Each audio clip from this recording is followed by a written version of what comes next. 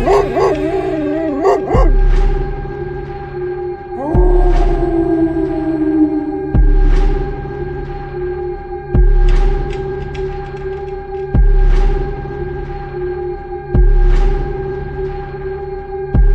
Story with RS के तमाम सुनने वालों को मेरा सलाम। उम्मीद करती हूँ कि आप खैरियत से होंगे। यहाँ ये बात शेयर करती चलूँ कि अगर आपके पास कोई हैरत अंगेज कहानी या फिर कोई वाकयात मौजूद हैं तो आप हमें सेंड कर सकते हैं। व्हाट्सएप नंबर डिस्क्रिप्शन में मौजूद है। आइए कहानी का आगाज करते हैं। निक्को एक बहुत ही खूबसूरत लड़की थी। हस्बे मामूल आज भी निक्को खेत में अपने बाबा को खाना देकर वापस आ रही थी। सूरज अपनी आबोताब से चमक रहा था और धूप की तमाज़त से निक्को के रुखसार और भी ज्यादा सुर्ख हो रहे थे। गांव से 2 कोस के फासले पर निक्को के बाबा चौधरी अली शेर की जमीनें थी और निक्को रोजाना पैदल जाकर अपने बाबा को दोपहर का खाना देकर आती थी। इस वक्त भी निक्को तकरीबन आधा फासला तय कर चुकी थी। गर्मी और धूप की वजह से वो काफी परेशान हो रही थी और जल्द से जल्द अपने घर पहुंचना चाहती थी। एकदम एक आवाज सुनकर वो ठिठक गई। इसने इधर उधर सर घुमाकर देखा लेकिन कुछ नजर ना आ सका। ठीक इसी लम्हे आवाज साफ और वाज़ेह सुनाई दी। आती हो या मैं आऊं?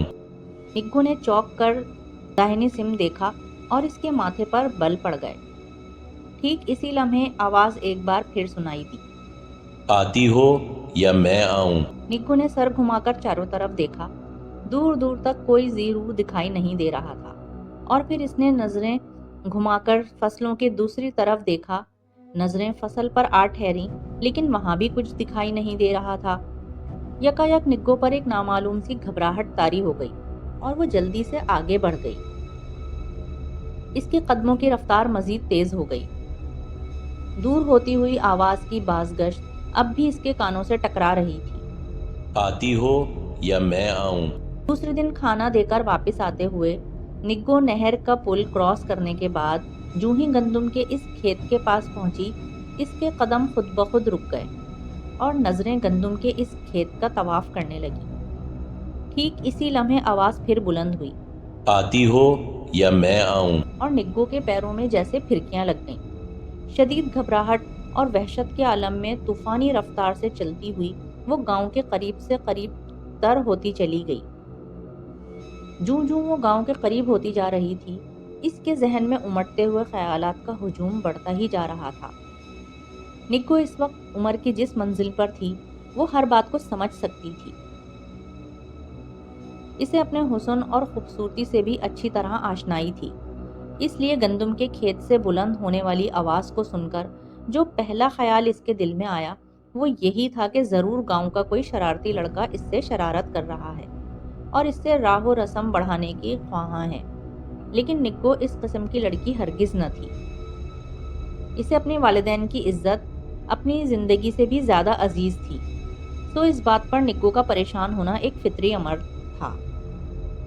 इस वक्त भी वो यही सोच रही थी कि इस मसले को कैसे हल किया जाए और फिर गांव में दाखिल होने से पहले वो अपने दिल में ये फैसला कर चुकी थी कि अभी फिलहाल इसे इस बात का जिक्र किसी से नहीं करना और घर में तो ये बात बिल्कुल भी नहीं बतानी है, बल्कि इसे अपने सबसे करीबी दोस्त शांतुल से मशवरा करना चाहिए। सो अब इसका रुख सीधा शांतुल के घर की तरफ ही था। शांतुल ने जब ये पूरा माजरा सुना तो खिलखिलाकर हंस पड़ी और बोली, बन्नो रानी, ये तो किसी बड़े दिल वाले का काम लगता है जो तुम्हारी खातिर नताइज की परवाह किए बगैर तुम्हारे रास्ते में बैठा रहता है। वैसे ये बड़ी हिम्मत की बात है, इसे तुम्हारे भाइयों का खौफ भी महसूस ना हुआ। सच्ची अगर मेरे लिए कोई ऐसा करता तो मैं जी जान से उस पर कुर्बान हो जाती। निग्गो ने कहा, तुम तो रहने ही दो, तुमसे तो बात करना ही फजूल है। निक्को ने शांतुल के बाल खींचे और कहा, तुम अच्छी तरह जानती हो मुझे ऐसी बातें बिल्कुल भी पसंद नहीं हैं। तुम्हारे पास इसलिए आई थी कि तुम मुझे इस मुसीबत से निजात दिलाने के लिए कोई अच्छा मशवरा दोगी, लेकिन अगर तुम ऐसी ही बातें करती रहीं तो मैं चली जाऊंगी। निग्गो ने मुंह फैलाते हुए कहा और उठ खड़ी हुई। अच्छा बाबा, अच्छा, मशवरा भी देती हूँ, तुम बैठो तो सही। शांतुल ने निग्गू का बाजू खींचकर इसे बिठाते हुए कहा, अच्छा देखो, کل جب تم کھانا لے کر جاؤ گی تو میں بھی تمہارے ساتھ چلوں گی، اسی بہانے سے میں بھی اس عاشق کو دیکھ تو لوں اور ساتھ ہی اسے یہ بھی سمجھا دوں گی کہ میاں صاحبزادے، ان تلوں میں تیل نہیں ہے، یہاں تمہاری دال نہیں گلنے والی۔ امید ہے کہ اس کو بات سمجھ میں آ جائے گی، ورنہ پھر کچھ اور سوچیں گے، ٹھیک ہے؟ اور یہ بات طے کرنے کے بعد نکو اپنے گھر چلی گئی اور اس سے اگلے دن کھانا دے کر واپس آتے ہوئے دونوں ایک ساتھ تھیں۔ پل کراس کرنے کے بعد مخصوص فصل پر پہنچ کر نگو کے قدم خود بخود رک گئے اور پھر اس نے شانتل کو مخاطب کرتے ہوئے کہا، یہی وہ کھیت ہے۔ پھر اس کا جملہ ابھی مکمل بھی نہ ہوا تھا کہ وہی آواز بلند ہوئی، وہی مخصوص لہجہ، وہی مخصوص جملہ۔ آتی ہو یا میں آؤں؟ نگو کا دل دھک سے رہ گیا۔ شانتل نے ایک نظر نگو کی طرف دیکھا جس کا چہرہ دھواں دھواں ہو رہا تھا، پھر وہ کھیت کی طرف دیکھتی ہوئی غصیلی آواز میں بولی، کون ہو تم؟ باہر نکل کر سامنے آؤ۔ لیکن جواب میں وہی مخصوص آواز سنائی دی، آتی ہو یا میں آؤں؟ اور شانتل کی پیشانی پر نمودار ہونے والے بل مزید گہرے ہو گئے۔ دیکھو، تم جو کوئی بھی ہو، شرافت سے باہر نکل آؤ اور سیدھی طرح بتاؤ کہ تم کیا چاہتے ہو، نگو کو کیوں پریشان کرتے ہو؟ لیکن جوابی آواز میں پھر وہی مخصوص جملہ سنائی دیا، آتی ہو یا میں آؤں؟ ادھر نگو کو شدید گھبراہٹ اور نامعلوم سی بے چینی کا شدید احساس ہو رہا تھا۔ اس نے شانتل کا بازو پکڑ کر کھینچتے ہوئے گھبرائی ہوئی آواز میں کہا، چلو شانتل چلیں، میرا دل گھبرا رہا ہے۔ شانتل نے مڑ کر نگو کی طرف دیکھا اور پھر پلٹ کر کھیت کی طرف دیکھتے ہوئے گرجی، تم سامنے نہیں آئے نا، اس کا مطلب ہے تم سیدھی طرح نہیں مانو گے۔ اب تمہارے ساتھ نگو کے بھیا خود ہی نمٹ لیں گے، سمجھے؟ شانتل نے نگو کا ہاتھ تھاما اور دونوں تیز تیز قدموں سے چلتی ہوئی گاؤں کی طرف روانہ ہو گئیں۔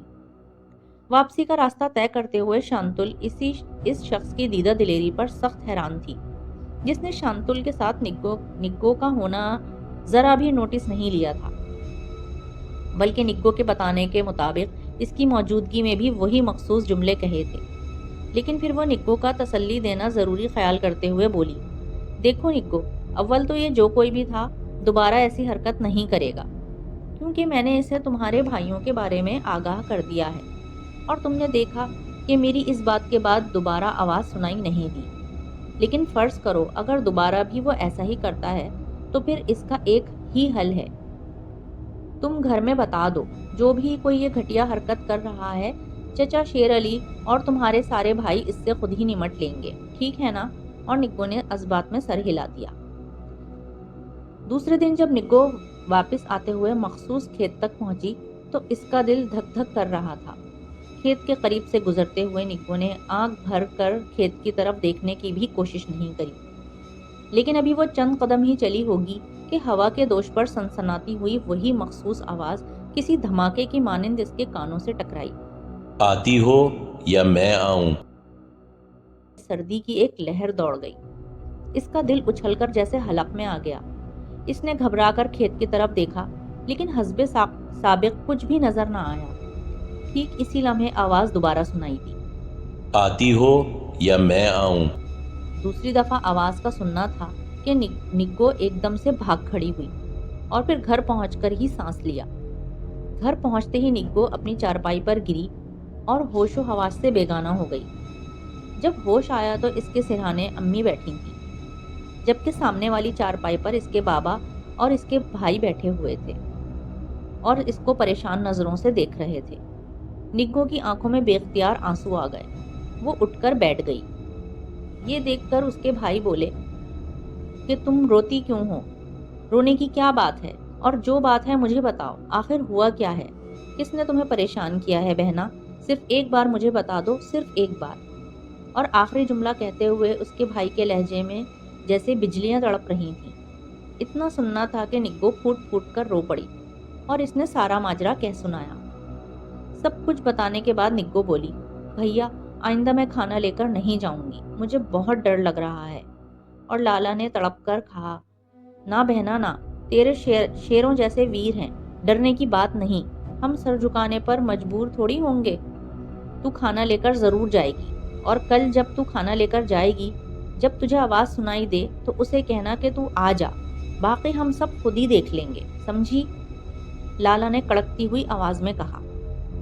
ہاں پتر، سرفراز ٹھیک کہہ رہا ہے، تو کھانا لے کر ضرور آنا، اور جیسا سرفراز نے کہا ہے ویسا ہی کرنا، ڈرنے کی بالکل بھی ضرورت نہیں ہے، وہ جو کوئی بھی ہے ہم اس سے اچھی طرح نمٹ لیں گے، اور اس کو ایسا سبق سکھائیں گے کہ وہ ہمیشہ یاد رکھے گا اور کبھی کسی کو پریشان کرنے کے قابل نہیں رہے گا، بابا نے بھی غصے بھری آواز میں کہا۔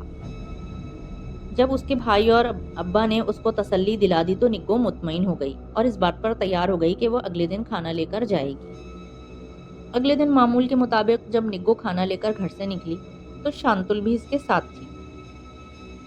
آج صبح سے ہی آسمان پر گہرے بادل چھائے ہوئے تھے اور ہلکی ہلکی ہوا بھی چل رہی تھی، جس کی وجہ سے موسم خاصا خوشگوار محسوس ہو رہا تھا۔ مخصوص کھیت کے قریب سے گزرتے ہوئے نگو اور شانتل نے بغور کھیت کی طرف دیکھا جہاں گندم کی سنہری فصل لہلہا رہی تھی، لیکن انہیں کچھ بھی نظر نہیں آ سکا۔ کھیت میں بھی مکمل خاموشی تھی۔ دونوں خاموشی سے کھیت کے پاس سے گزر گئیں۔ ڈیرے پر پہنچی تو نہ بابا نظر آئے اور نہ ہی اس کے بھائی، بلکہ حیرت کی بات تو یہ تھی کہ کٹائی کرنے والے مزارے بھی موجود نہیں تھے۔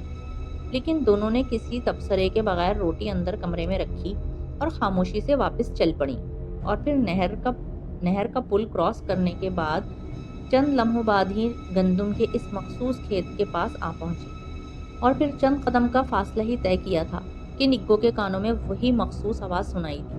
آتی ہو یا میں آؤں؟ نگو رک گئی اور اس کا دل اچھل کر حلق میں آ گیا۔ پھر اس نے جی کڑا کر کے کہا، تم ہی آ جاؤ، آخر پتہ تو چلے کہ تم ہو کون۔ نگو کی آواز کی بازگشت چاروں طرف سنائی دے رہی تھی۔ ٹھیک اسی لمحے گندم کے کھیت میں سے تیز تیز سرسراہٹ کی آواز سنائی دینے لگی، جیسے کوئی حرکت کر رہا ہو، اور نگو کے ساتھ ساتھ شانتل کی نظریں بھی کھیت پر اسی جگہ مرکوز ہو کر رہ گئیں جہاں سے سرسراہٹ کی آواز سنائی دے رہی تھی۔ دونوں دم سادھے کھیت کی جانب دیکھ رہی تھیں، لیکن وہ ان کی مخالف سمت سے نمودار ہوا تھا۔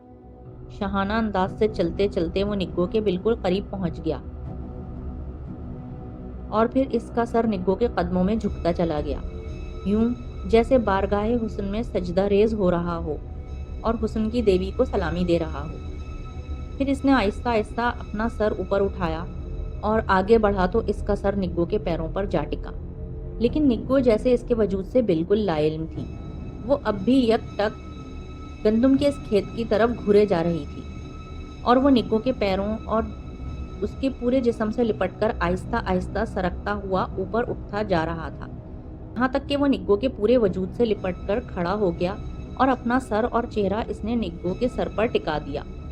اس نے نگو کے وجود کو پوری شدت سے بھینچ رکھا تھا، بالکل ایسے جیسے اس کے وجود میں پیوست ہو جانا چاہتا ہو، جبکہ نگو اب بھی بالکل خاموش اور بے حس و حرکت کھڑی تھی، جیسے اسے کسی چیز کی خبر نہ ہو۔ ٹھیک اسی لمحے شانتل نے پیچھے مڑ کر نگو کی طرف دیکھا، اور اس پر نظر پڑتے ہی اس کے منہ سے ایک طویل اور دہشت ناک چیخ بلند ہوئی، اور اس کے ساتھ ہی وہ تیورا کر نیچے گر پڑی اور بے ہوش ہو گئی۔ ادھر اس کی چیخ کی آواز بلند ہوتے ہی ایک ہلچل سی مچ گئی، اور ارد گرد کے کھیتوں نے جیسے آدمی اگلنا شروع کر دیے۔ گندم کی تیار فصلوں میں سے ڈنڈوں اور بھالوں سے لیس تقریباً 15-20 آدمی نکل کر باہر آ گئے۔ سب سے آگے چودھری علی شیر اور اس کے سارے بیٹے موجود تھے، لیکن سامنے نظر آنے والے منظر کو دیکھ کر سب کے سب حیرت زدہ رہ گئے، کیونکہ سامنے نظر آنے والا منظر تو کسی کے وہم و گمان میں بھی نہیں تھا۔ حیرت اور خوف کے اس شدید جھٹکے سے سنبھلنے کے بعد جب انہوں نے غور سے دیکھا تو ایک طرف شانتل بے ہوش پڑی تھی اور نگو کے جسم کے ارد گرد 12-14 فٹ لمبا خوفناک سانپ لپٹا ہوا تھا، جس نے اپنا چوڑا پھن پھیلا کر نگو کے سر پر ٹکایا ہوا تھا، جبکہ نگو بالکل ساکت کھڑی تھی، جیسے اسے سکتہ ہو گیا ہو۔ خوف اور دہشت کی زیادتی نے اس کی قوت گویائی کو بھی ختم کر دیا تھا۔ سب کے سب حیرت سے کھڑے دیکھ رہے تھے کہ چودھری نے یہی فیصلہ کیا کہ اپنی بندوق سیدھی کرنے لگا، لیکن ٹھیک اسی لمحے چودھری علی شیر نے بندوق پر ہاتھ مارا اور بولا، گولی مت چلاؤ افتخار، گولی نگو کو بھی لگ سکتی ہے۔ سرفراز جو ایک طرف خاموش کھڑا تھا، اس نے آگے بڑھ کر بندوق افتخار کے ہاتھوں سے چھین لی اور بولا، گولی چلانے کے علاوہ اور کوئی راستہ نہیں ابا جان، شاید مر تو وہ ویسے بھی گئی ہے، اس طرح شاید ہم اسے بچا سکیں۔ اور پھر سرفراز نے بندوق سیدھی کر کے نشست باندھی اور فائر کر دیا۔ گولی چلی اور سانپ کے پھن کے چتھڑے اڑ گئے۔ ایک لمحے کے لیے سب کے سانس جیسے رک گئے۔ سانپ کا باقی ماندہ وجود جھٹکے لیتا ہوا محسوس ہو رہا تھا۔ پھر نگو دھڑام سے نیچے گر گئی۔ سرفراز نے بندوق پھینک کر ایک آدمی کے ہاتھ سے لمبا سا ڈنڈا کھینچا اور نگو کی طرف دوڑ پڑا۔ یہ دیکھ کر باقی سب افراد بھی نگو کی طرف بھاگے۔ پھر ڈنڈوں کی مدد سے سانپ کے بل کھولے گئے اور اسے گھسیٹ کر دور کر دیا گیا، جبکہ سرفراز نگو کا سر گود میں رکھے اس کا گال تھپتھپا رہا تھا۔ آنکھیں کھول بہنا، دیکھ ہم نے اس موذی کو ہمیشہ کے لیے ختم کر دیا ہے۔ آنکھیں کھول دے بہنا، آنکھیں کھول دے، لیکن بے سود۔ چودھری علی شیر نے آگے بڑھ کر نگو کی نبض دیکھی اور پھر پھوٹ پھوٹ کر رونے لگا۔ نگو کی روح اوپر پرواز کر چکی تھی۔ تو یہ تھی ہماری آج کی کہانی۔ اگر آپ کو پسند آئی ہو تو لائک کریں، کامنٹ کر کے شیئر کریں اور سبسکرائب بھی کر دیں تاکہ ہماری نئی آنے والی ویڈیو کا نوٹیفیکیشن آپ تک پہنچ جائے۔ دعاؤں میں یاد رکھیے گا۔ اللہ حافظ۔